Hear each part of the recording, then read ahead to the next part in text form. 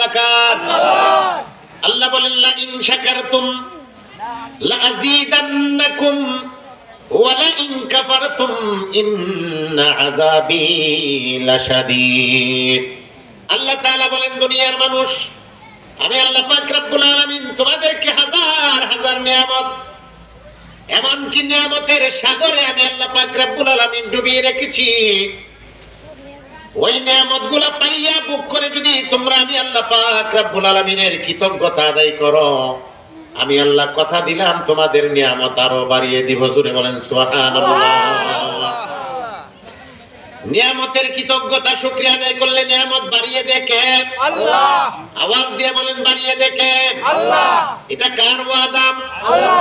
আল্লাহ তাআলার ওয়াদা। সংক্ষেপে বলছি ভাইরা বন্ধুরা, আল্লাহ পাক রব্বুল আলামিনের একজন জালিলুল কদর পয়গম্বর, নাম তার মুসা কালিমুল্লাহ, যাকে আল্লাহ পাক রব্বুল আলামিন তাওরাত কিতাব দান করেছিলেন। তিনি মাঝে মাঝে তুর পাহাড়ে গিয়া আল্লাহ পাক রব্বুল আলামিনের সাথে কথা বলতেন। কার সাথে কথা বলতেন? বলেন আল্লাহর সাথে। কোন একদিনের ঘটনা ভাইরা বন্ধুরা, মুসা কালিমুল্লাহ আল্লাহর সাথে কথা বলতে তুর পাহাড়ে যাবেন। ইতিমধ্যে রাস্তার এক পাশে একজন প্রতিবন্ধী লোক, যার দুইটা হাত নাই, যার দুইটা পা নাই, ওই তিন রাস্তার মোড়ের মধ্যে লোকটা বসে রইলেন। আল্লাহর পয়গম্বর, একটু কমাই দেন, আল্লাহর পয়গম্বর মুসা আলাইহিস সালাতু ওয়াস সালাম যখন আল্লাহ পাক রব্বুল আলামিনের কাছে কথা বলতে যাবেন, মুসা আলাইহিস সালামকে সালাম দিয়া জিজ্ঞেস করলেন, ও ভাই মুসা কালিমুল্লাহ, আপনি আল্লাহর কাছে কথা বলার জন্য যাবেন? বলে হ্যাঁ। আপনি যদি আল্লাহ পাক রব্বুল আলামিনের সাথে কথা বলেন, কথা শেষ করে আসার এক পর্যায়ে আমি অদম গুনাহগার, আমি প্রতিবন্ধী মানুষ, আমাকে আল্লাহ পাক রব্বুল আলামিন প্রতিবন্ধী বানাইছেন। হাত দুটি দেন নাই, পা দুইটি আল্লাহ পাক রব্বুল আলামিন আমাকে দেন নাই। আল্লাহকে জিজ্ঞাসা করবেন এরকম প্রতিবন্ধী মানুষটা আল্লাহ কেন বানাইলেন? জোরে বলেন সুবহানাল্লাহ।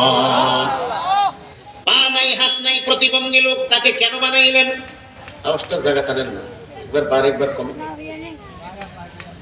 আল্লাহ পাক রব্বুল আলামিনকে আপনি জিজ্ঞাসা করবেন কেন আল্লাহ আমাকে বানাইলেন। মুসা কালিমুল্লাহ আল্লাহর সাথে কথা বলার পরে যখন নাকি উনি চলে আসবেন, আল্লাহ পাক রব্বুল আলামিনকে জিজ্ঞাসা করলেন একজন প্রতিবন্ধী লোক, যার হাত নাই পা নাই, আপনি কেন বানাইছেন জিজ্ঞাসা করার জন্য বলেছেন। কি উদ্দেশ্য নিয়ে তাকে আপনি বানাইলেন? আল্লাহ পাক রব্বুল আলামিন বলেন আমি এই কথাটা বলবো না। মুসা কালিমুল্লাহ বলে লোকটা রাস্তার কিনারে বসে আছেন, আমাকে জিজ্ঞাসা করবে আল্লাহ কি বলেছেন। আল্লাহ পাক রব্বুল আলামিন মুসা আলাইহিস সালামকে জবাব দিলেন, যদি আমি এই কথাটা বলি তাহলে তার মন খারাপ হবে, আমি তারে কেন বানাইছি এই জন্য আমি বলবো না। মুসা কালিমুল্লাহ বলেন না, আপনি বলুন, সে তো জিজ্ঞাসা করেছে আপনি তাকে কেন বানাইলেন। আল্লাহ পাক রব্বুল আলামিন ডাক দিয়ে বলেন, মুসা কালিমুল্লাহ, ওই প্রতিবন্ধী লোকটাকে তুমি গিয়া বলে দিবা জাহান্নামের মধ্যে একটা ছিদ্র আছে, ছিদ্র গর্ত। আপনাদের কিশোরগঞ্জ কি বলে? ছিদ্র, ছিদ্র ছিলেন? গর্ত, গর্ত। জাহান্নামের মধ্যে একটা গর্ত রয়েছে, ওই গর্তটা আমি ওই প্রতিবন্ধী লোকটার দ্বারা বন্ধ করব। আল্লাহু আকবার বলেন। আল্লাহু আকবার। মুসা কালিমুল্লাহ চলে আসলেন, ওই প্রতিবন্ধী লোকটা জিজ্ঞাসা করলো, আল্লাহ পাক রব্বুল আলামিন আমার ব্যাপারে আপনাকে কি বলেছেন?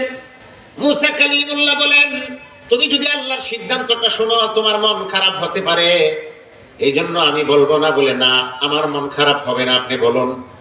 আল্লাহ তাআলা বলে দিয়েছেন জাহান্নামের মধ্যে একটা ছিদ্র আছে, ওই ছিদ্রটা বন্ধ করার জন্য তোমার মতো প্রতিবন্ধীকে আল্লাহ বানাইছে। জোরে বলেন সুবহানাল্লাহ।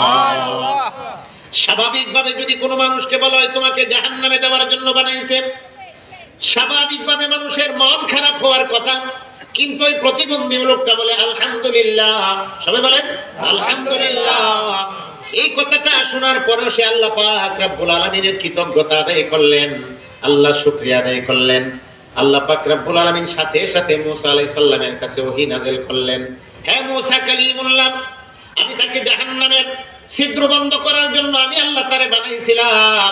আমি আল্লাহর এই সিদ্ধান্ত শোনার পরও সে মন খারাপ করে নাই, সে আমার সিদ্ধান্তের উপরে সন্তুষ্ট প্রকাশ করে সে আমার কৃতজ্ঞতা আদায় করেছে। মুসা, সাক্ষী থাকো, আমি আল্লাহ পাক রব্বুল আলামিন তাকে জাহান্নামে না দিয়া আমি তারে আমার জান্নাতের মেহমান বানায়া নিলাম। তাইলে আল্লাহ পাক রব্বুল আলামিনের কৃতজ্ঞতা আদায় করার দ্বারা জাহান্নামী মানুষটাকে আল্লাহ পাক রব্বুল আলামিন কোথায় দিলেন?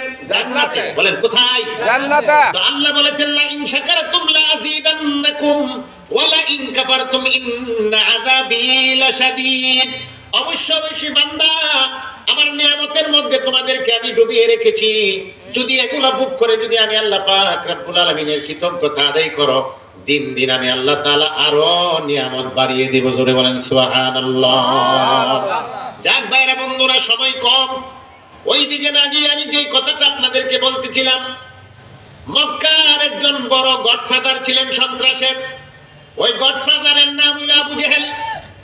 ইসলামের শুরু যুগে আল্লাহর নবী যখন চুপে চুপে ইসলামের দাওয়াত যখন নাকি দিতে লাগলেন, ঈমানের দাওয়াত দিতে লাগলেন, কোনোভাবে আল্লাহর নবীকে থামানো যাচ্ছে না। দ্বীনের দাওয়াত থেকে, ইসলামের দাওয়াত, ঈমানের দাওয়াত থেকে। আল্লাহু আকবার, আল্লাহু আকবার। আবু জেহেল অবশেষে ঘোষণা করে দিলেন, যদি কোনো মানুষ তোমরা মুহাম্মদ সাল্লাল্লাহু আলাইহি ওয়াসাল্লামের মাথাটা কেটে আনে দিতে পারো।